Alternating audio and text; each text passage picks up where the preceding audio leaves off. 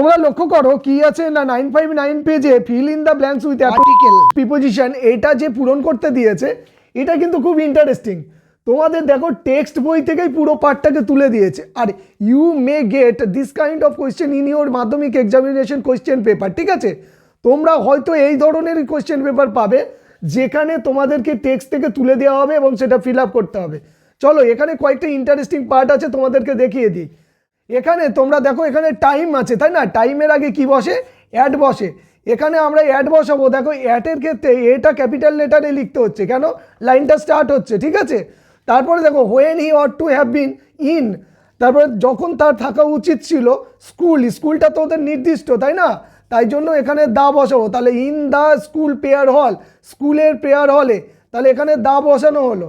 তারপরে স্বামী was lying, স্বামী শুয়েছিল, ঠিক আছে। এবারে দেখো দ্য বেঞ্চ, বেঞ্চের উপরে, বেঞ্চের উপরে মানে কি? বেঞ্চে তো লেগে থাকা, তাই না? তুমি যদি এটার উপরে শুয়ে থাকো তাহলে কি হবে? এর উপরে লেগে থাকবে।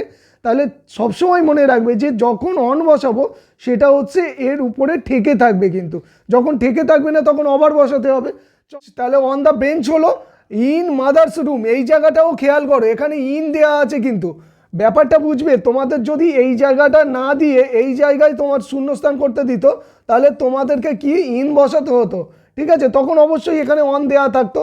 তো এটা একটা বিষয়। এইখানে দেখো টু আছে, এই টু এর জায়গাটাও কিন্তু শূন্যস্থান পূরণ করতে দিতে পারি। এরকম ছোট ছোট বিষয়গুলো কিন্তু তোমাদেরকে খুব খুব খুব মনে রাখতে হবে, কারণ হচ্ছে এই রকম ছোট বিষয়গুলোই হয়তো তোমাদের পরীক্ষায় এসে যেতে পারে।